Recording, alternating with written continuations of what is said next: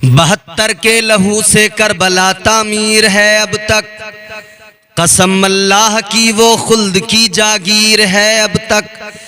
फलक पर शाम को सुर्खी सी जो मालूम होती है, शहीदाने वफा के खून की तासीर है अब तक।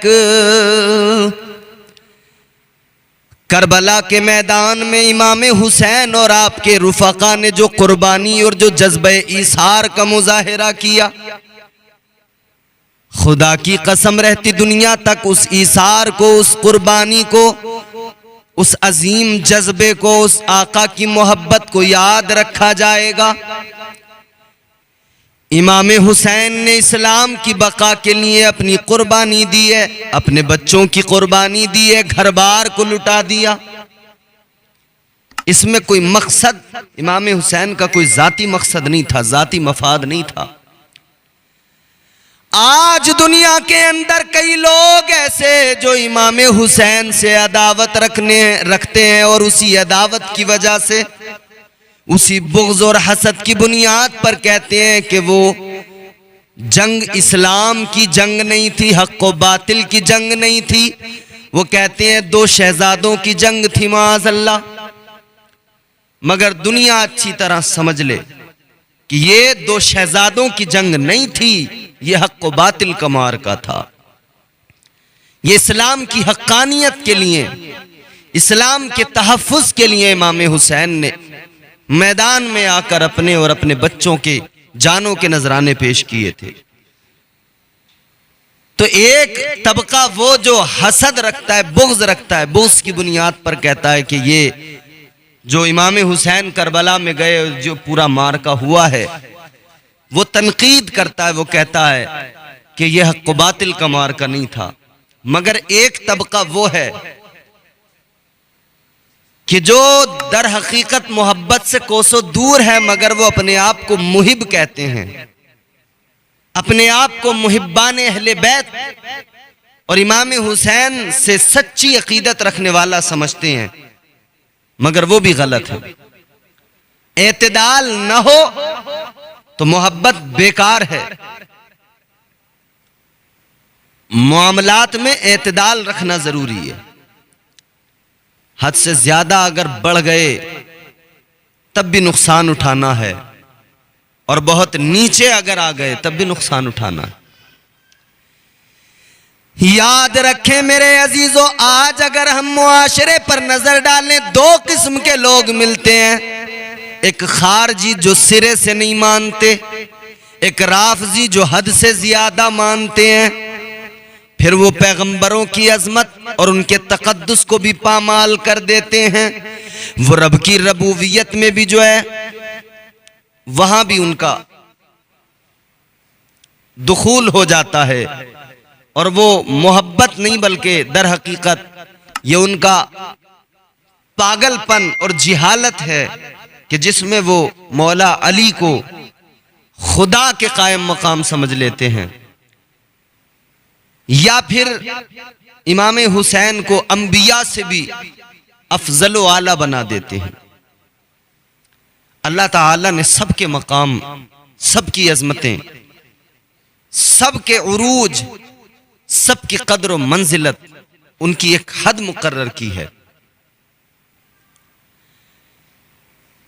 अब इन शियों से, राफजियों से मुतासिर होकर कुछ सुन्नी कहलाने वाले, कुछ गांजा चरस पीने वाले बाबा वो निकल के आते हैं मुहर्रम में। वो मुहर्रम और ताजियादारी के नाम पर गुंडागर्दी करने लगते हैं। ताजियादारी के नाम पर मेले लगाकर मेलों में गुंडागर्दी का खुलेआम मुजाहिरा। मेले लगाने के बाद में औरतों और मर्दों को खलत मलत कर दिया, इस्लाम के बिल्कुल खिलाफ चल पड़े। इमाम हुसैन ने इस्लाम को बचाया। ये उसी इस्लाम को मुहर्रम के अय्याम में इस्लाम को, इस्लाम के तकद्दुस को पामाल कर रहे हैं। ये सिर्फ और सिर्फ गुंडागर्दी पे लगे। इमाम हुसैन ने करबला के मैदान में सजदे में सर कटाया। इमाम ने सजदों की हिफाजत की। ये सजदों से दूर होकर मेले ठेलों में लगे हैं, कव्वालियों में नाचने में लगे हैं।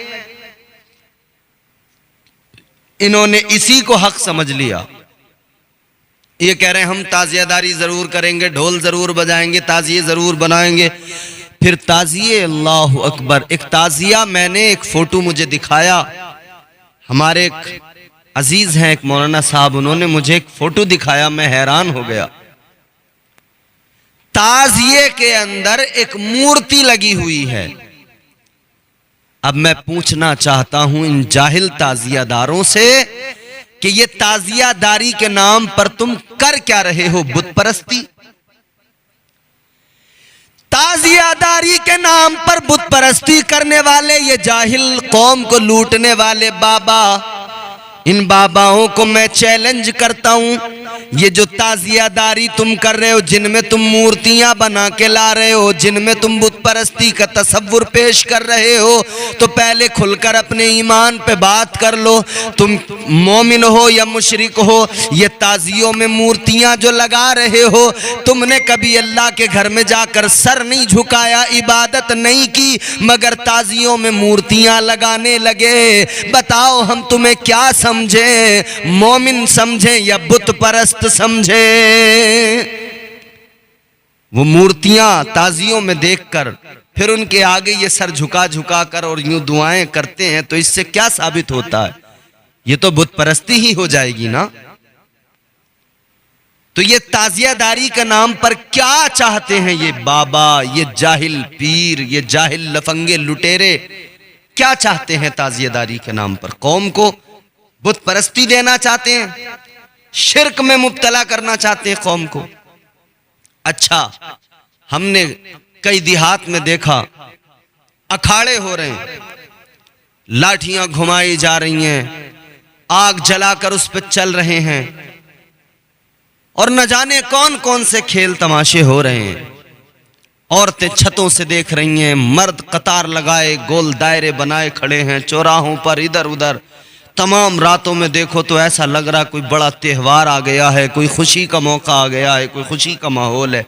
एक तरफ तो कहते हैं खुशी ना मनाओ, एक तरफ खुद ही मेले ठेले लगाकर, आप डांस पार्टियां मेलों में लगाकर फिर कह रहे हैं कि हम हुसैनी हैं, हम सोगवार हैं, हम हुसैन की शहादत के सबब गम में डूबे हुए हैं। नौजवानों को देखो तो उनका अलग मामला है। तो ये खेल तमाशे।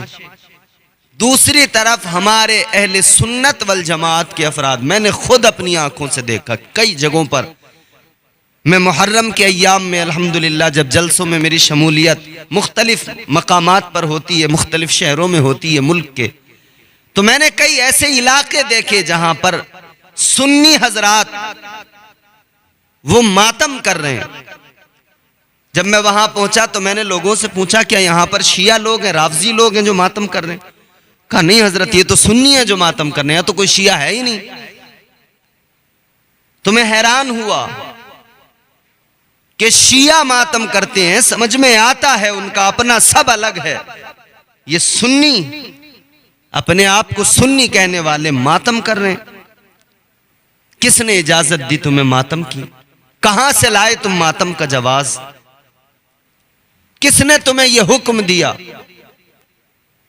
किस अहले सुन्नत वल जमात के आलिम ने मातम का जवाब पेश किया है या मातम के सही होने का फतवा दिया है? हुसैन को एक तरफ तो जिंदा मानते हो, दूसरी तरफ हुसैन का मातम करते हो। एक तरफ तो कहते हो हुसैन जिंदा हैं, कल भी जिंदा थे, आज भी जिंदा हैं, सुबह कयामत तक जिंदा। तो अगर जिंदा मानते हो तो मातम किस लिए? मातम तो मुर्दों का होता है।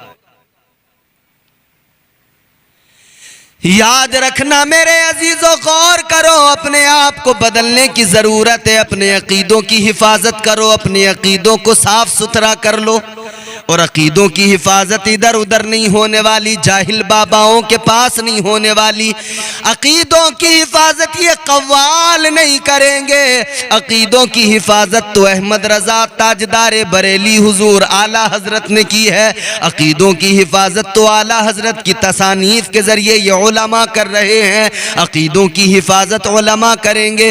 उलमा से करीब हो जाइए, इन नशेड़ी गंजेड़ी बाबाओं से दूर हो जाइए। ये गांजा चरस पीने वाले तुम्हें अकीदा क्या खाक देंगे, ये तुम्हें बुत परस्त बना देंगे। खुदा के लिए मुहर्रम कर, मुहर्रम को मुहर्रम के तौर पर मनाओ, इसमें गुंडागर्दी ना करो, इसमें शरीयत के खिलाफ काम ना करो, ये ढोल ना बजाओ, ये ताशे नगाड़े ना बजाओ। याद रखना, तुम ताशे नगाड़े बजा कर क्या सबूत देते हो? इस्लाम वो मजहब नहीं जो नाच गाने की इजाज़त देता हो, इस्लाम वो मजहब नहीं जो ऐसे फजूल कामों की इजाज़त देता हो। इस्लाम तो वो मजहब है, इस्लाम तो वो प्यारा, वो पाकीज़ा, वो मुक़द्दस मजहब है कि इस मजहब में नाचना गाना झूमना थिरकना नहीं है। इस मजहब ने तो ये सिखाया है मौका कोई भी आ जाए, खुशी का मौका हो, अगर गम आए तब भी खुशी हो तब भी फ़कत अपने रब के हुजूर सर झुकाया जाए, रब की बारगाह में अपनी नियाज़मंदी का सबूत दिया जाए, अल्लाह रसूल से सच्ची मोहब्बत की जाए, कुरान की तिलावत की जाए। हाँ, इमाम हुसैन से मोहब्बत करने वालों, नज़र किया करो इमाम हुसैन के नाम से, फातिहा किया करो हुसैन के नाम से, नज़र किया करो, लंगर का एहतमाम किया करो हुसैन की मोहब्बत में, शरबत लोगों को पिलाया करो हुसैन की मोहब्बत में, ठंडा पानी लोगों को पिलाया करो हुसैन की मोहब्बत में। हुसैन ने वो कारनामा अंजाम दिया है, खुदा की कसम रहती दुनिया तक कोई इतना बड़ा कारनामा अंजाम नहीं दे सकता, इसलिए कि पहले भी ऐसा कभी नहीं हुआ और आज भी हम देख रहे हैं, ऐसा हमें कोई दूसरा